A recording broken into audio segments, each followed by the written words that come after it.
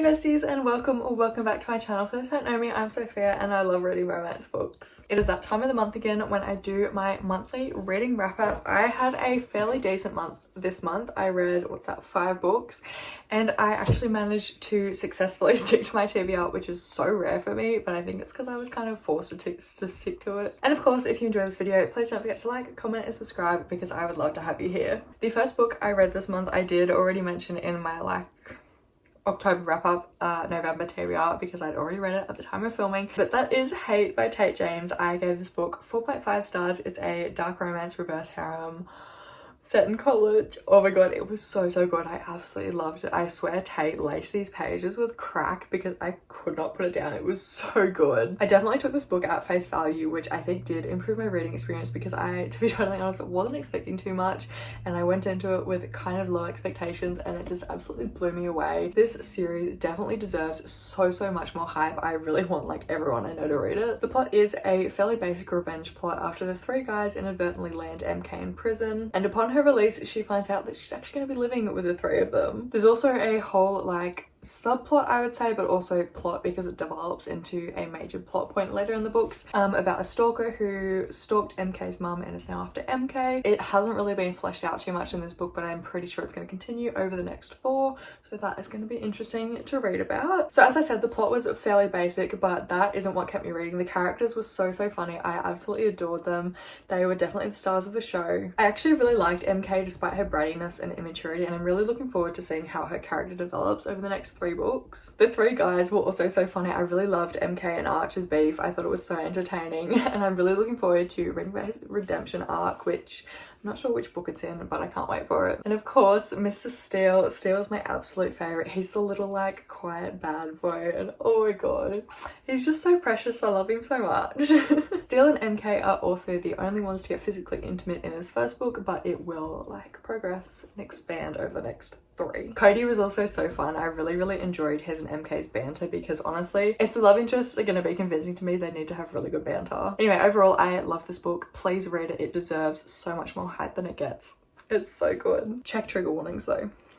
Okay, this next book, I'm not quite sure where to start. It is Lessons in Creation by Gianna Darling. I gave this one 3.5 stars. I actually started this book earlier in the year and I got about halfway through before DNFing it because I was slumping super hard. But I picked it back up in November and I did end up enjoying it somewhat. Something I definitely learned is that I quite enjoy Gianna's writing style. It's very pretty and it definitely keeps the story moving, which I very much like. But that's kind of where my positive reviews for this book ends. Don't get me wrong, it was very entertaining and I enjoyed, what did I enjoy? I enjoyed the Fallen MC dynamic, but the characters as a whole, I couldn't get behind, I didn't love. So basically, Cressida is King's teacher and King is the son of the Fallen MC's leader, Zeus. That's kind of a summary of the whole plot. Cressida has a little bit of trouble with her ex-husband and that's about all that happens. This book definitely highlighted for me that student teacher and reverse age gaps are not for me. It made me a little uncomfy that there was this constant insistence that King was so mature for his age and that King was not a boy but a man.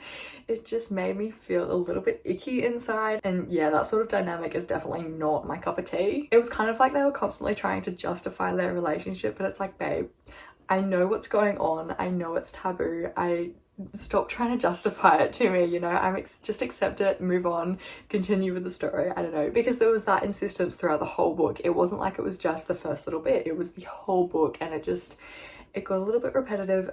I got a little bit sick of it, made me feel weird.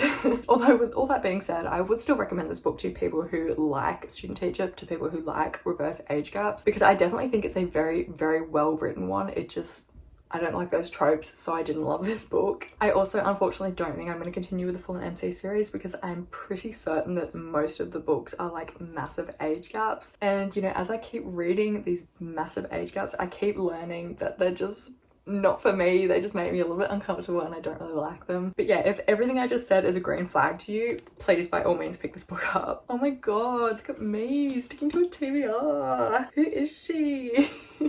The next book I read in November is Promises Were Meant to Keep by Monica Murphy. I gave this one a 4-star. It was really nice coming back to the Lancasters, and it was also super nice coming back to Monica's writing. I loved seeing Sylvie and Spencer develop as characters because Monica really is the queen of character development. I will be the first to admit that I think my 4 stars is probably a little bit biased just because I love the Lancasters and the whole world that Monica has created, because the story doesn't really have a whole lot of substance outside of the character development. It was purely character driven, especially with Sylvie's mum acting as the like main catalyst for the story and being like the villain. I still did really enjoy this book, but I don't honestly have that much to say because there just wasn't a whole lot going on. I would have really loved to see more of the story take place actually at Lancaster Prep. I honestly, going into this book, thought that it was going to take place in like their last year at the school, so I'm a little bit disappointed I didn't get more of that, but that is perfectly okay because like I just had the wrong assumptions. But I do stand by the fact that it would have been nice to see like some more of their sneaking around in their high school years. Anyway, with all that being said, I feel like I've just talked to myself in a little circle. I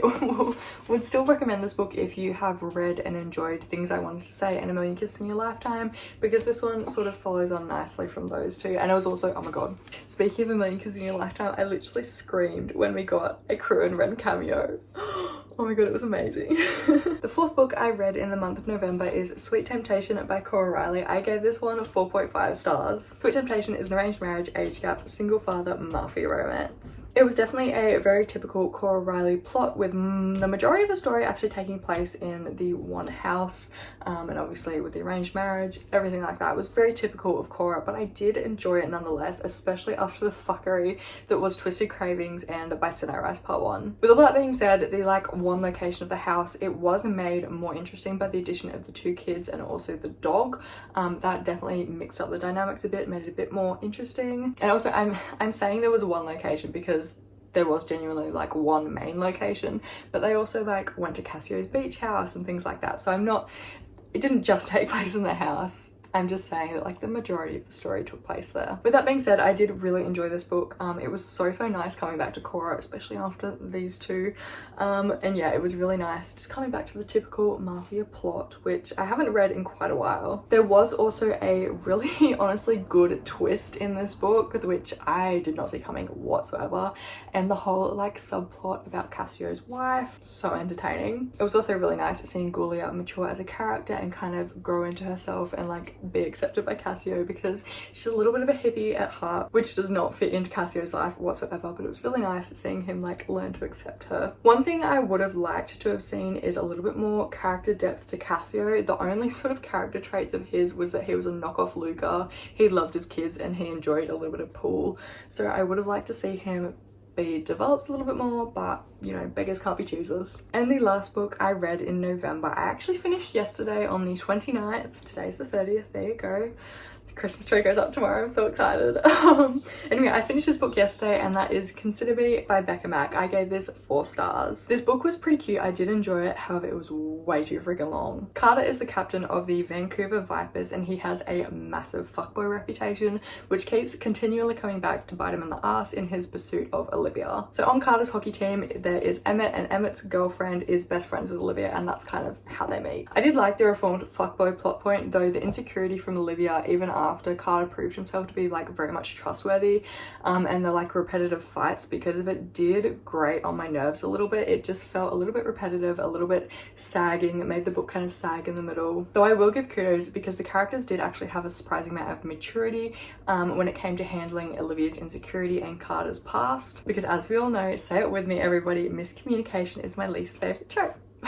Overall, I did actually really enjoy this book. The hockey aspect was definitely a lot more fleshed out than I've read previously, which was very fun to learn about because I have no idea about hockey whatsoever. I also, of course, loved the massive found family in this book, especially, oh my god, the characters were definitely the saving grace for this book, especially Hank with his smutty books. That was so funny. I did genuinely find myself laughing out loud and also crying at points in this book, so, you know, it's still good despite my kind of scathing review. The whole gang was super fun, and I'm really looking looking forward to reading Play with me. Okay, and with that, we have come to the end of this video. I have spoken about all of the books I read in November, all 5 of them. I really hoped you enjoyed today's video. I hope I maybe expanded your TBR a little bit. Definitely let me know in the comments if you have read any of these books and what you thought about them, because I would love to talk about it, love to have a conversation with you. And yeah, thank you so much for watching. Don't forget to like, comment and subscribe, and I will see you later.